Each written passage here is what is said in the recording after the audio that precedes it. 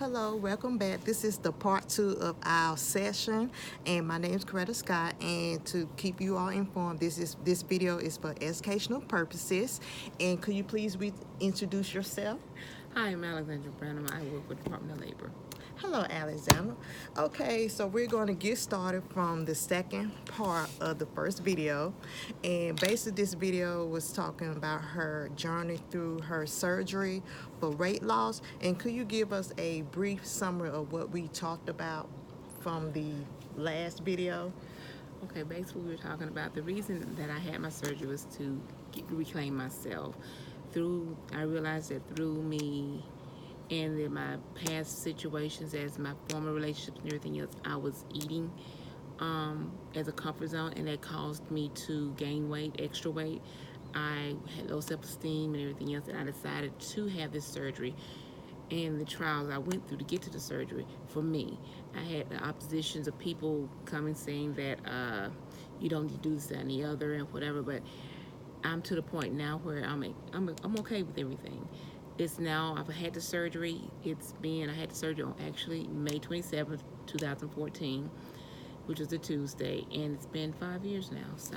Okay, and I thank you. This is a brief summary from our first interview session, so we're going to pick up on where we left off.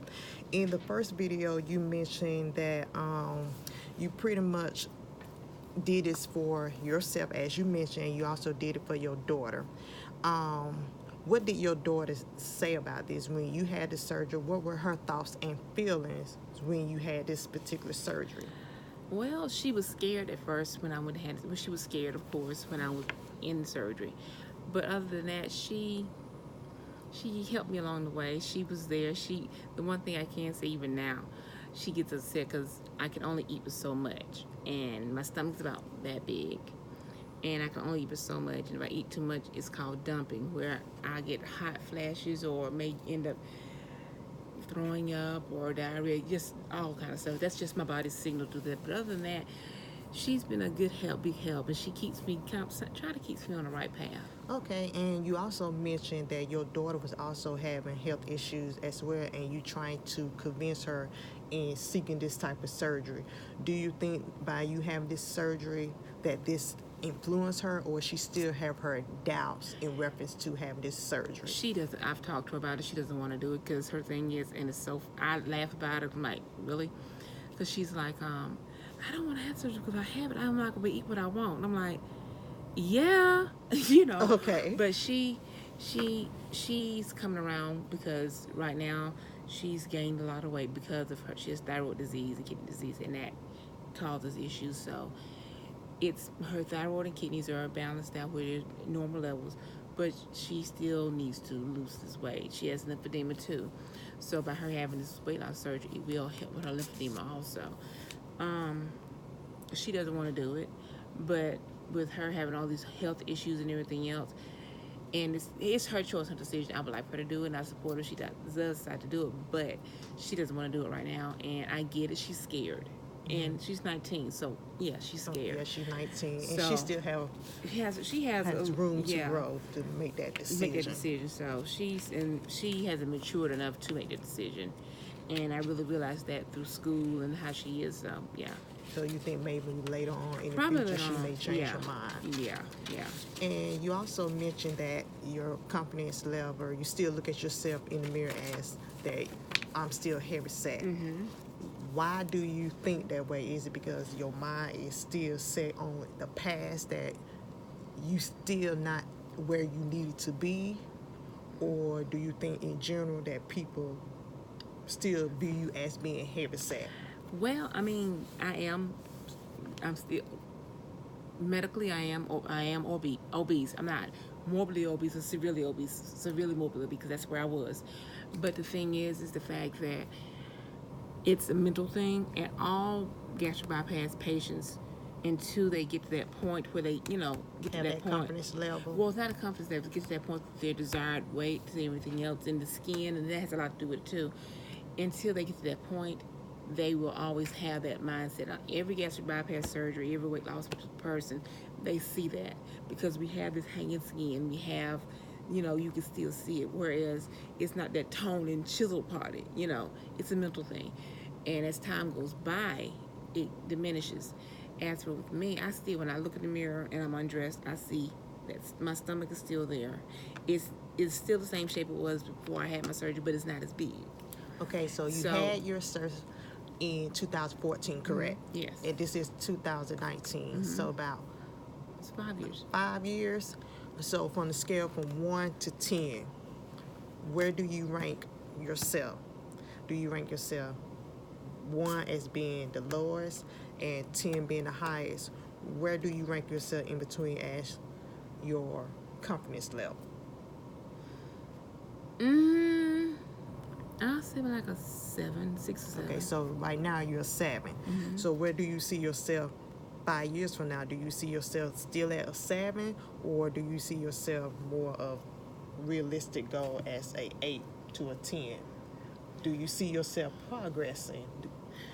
I don't see, well, I guess I'll still see myself at a 7 because it's always been, the 40 some odd years of my life, it's always been, I've always been that odd person out and everything else, and nobody's ever been, So, and I have this mentality when somebody comes to me, or male or whatever, my thing is, what do you want? So, and what do you want, meaning, I'm a big girl, and why are you looking at me? What's going on, So basically your social skills is what hindering you from seeking, saying that I'm a 9 or a 10.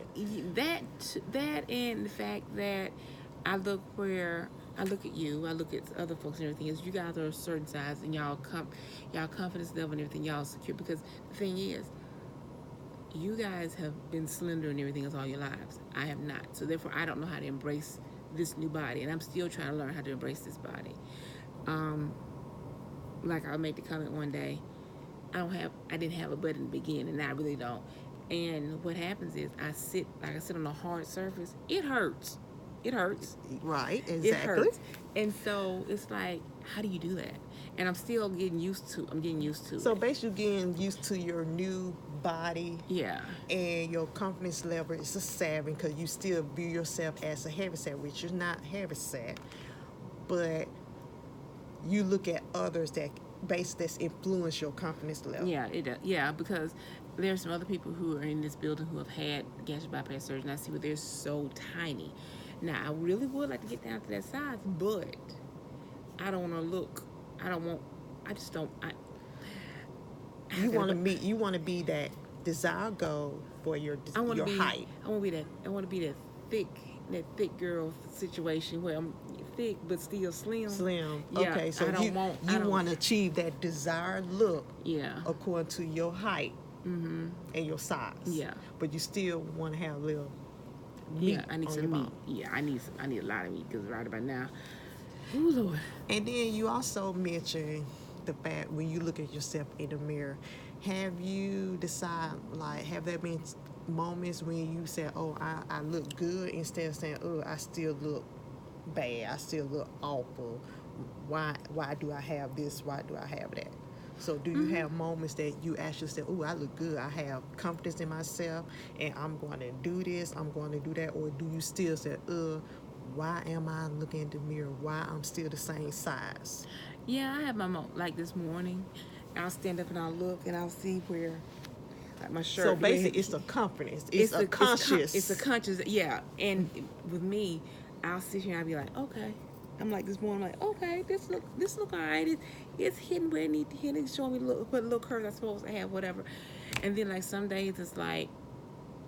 So have you actually gone a day without looking at yourself in the mirror? Yeah. And how do you feel when you don't look at yourself in the mirror? It's one of them days where I don't even care. So basically you got to look at yourself in the mirror to build your confidence for that day. And if you don't look in the mirror, that means that's your I don't care day. Yeah. Yeah. Okay. Well, I think personally that when you look at yourself in the mirror, yeah, we do find little flaws about ourselves that we wish we could have changed, because there's things that I wish I can change within myself, but I know this is what God made me, and this is something I have to accept. and embrace. And you also mentioned that you see your coworker, other people, different shapes and sizes, and you also have to look at just because they're their size doesn't means that they're happy with their Oh size no, and weight. most definitely. So you basically, I know from your end, you thinking she's the perfect that Well, not the person's. perfect. It's just the fact that I look at some of the things that they can wear, and I think that's what it is basically. I can look at the clothes that people wear, and I'm like, I want to get in that, but I can't visualize myself in because I'm like, I see this stomach, I see this and the other. Because like for instance, it's a dress that I want so bad, and I won't get it because you gotta have some butt to it. I ain't got no butt, Okay. so it's like no sense in me getting it, or it fits, and it's like if I can't get a Spanx or something that flattens the stomach out, I'm not gonna get it. It's stuff like that. I'll see stuff that and then it's like I've lost a lot of weight. I can wear certain things, but a lot of things I still cannot wear, which is understandable because it's stuff that that you can get in that look good in you but won't look on me and stuff. Same thing, but that's with everybody. Okay, because I feel that everyone it everyone wear things according to, like you said, to your shape and size, and what you can wear I might not be able to wear. So I understand from that point that you do look like I wish I can wear it, but I know that my body it might not um accommodate my Yeah. size or body. So I do understand from that point of view. And then as a woman, we do be conscious of what we wear because there are things that's out there. You like, It's not made I for wouldn't, us. that's not made for us, Yeah. or I wouldn't dare to wear. So I understand your point of view from that part. And also, how's your social life? If since you lost your weight and you still in the process of working towards your desired weight goal, how's your social life? Because you mentioned earlier that you was in a not well, how should I say this? You wasn't in a good relationship. It wasn't healthy. You was in No, an it wasn't unhealthy that healthy. relationship. So how do you rank your social life ever since you lost weight? I'm nitpicky, because I know my self worth. In the beginning, I before I had my surgery, I was with my ex, and I was faithful and this and the other. He went on to do with the other, and I had self-esteem issues because it's like,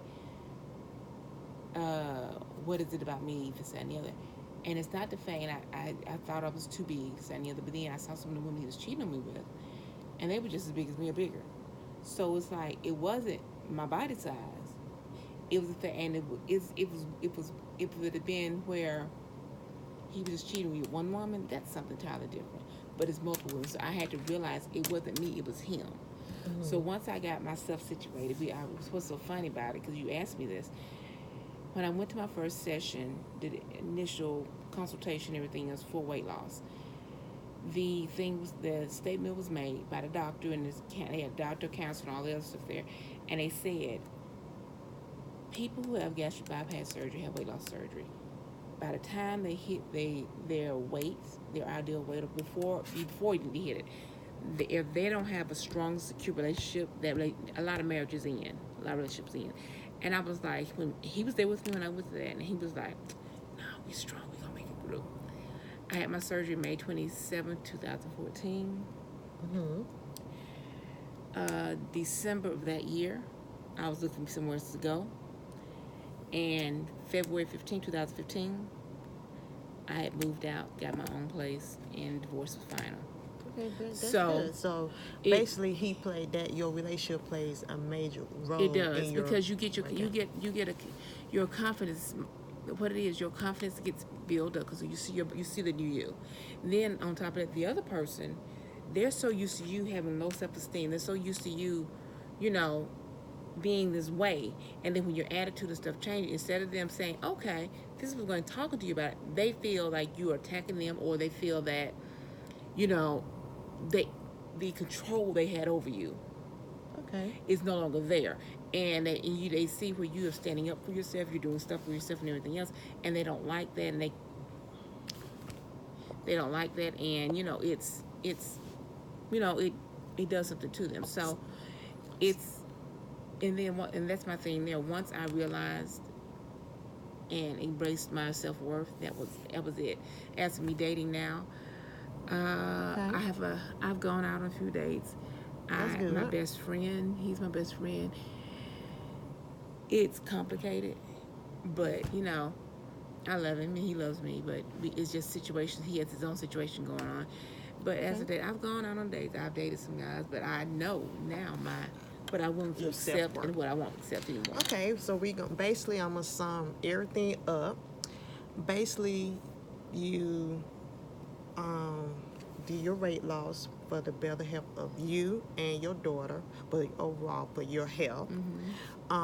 You said that your weight contribute from hereditary, which you said, Right. also from your unhealthy relationship, and hosts of other things. And now you're at the level that you have built up your self-confidence, which is a plus. And you still say that you're a 7, but my suggestion is that I think you're more than a 7, but I'm going to just let you feel like you're a 7 because everyone's opinions are different. But I do feel like you're more than a 7 until you get your confidence level up. I suggest that you continue to do the things you do by, having a good social life and surround yourself with positive people, because there are people out there that could try to be negative, but continue to surround yourself around positive people and you will meet that desired weight loss and weight goal, and be a positive role model for your daughter. And just maybe later on in the future, she may see, okay, maybe this may work for me. So just continue not try to influence, but encourage her, to lose weight the normal healthy way. But if she get to that point, then as a mother, you know when to step in. Yeah. So so far, I thank you so much for my interview, Thank you and for having me. this concludes our session. Bye bye.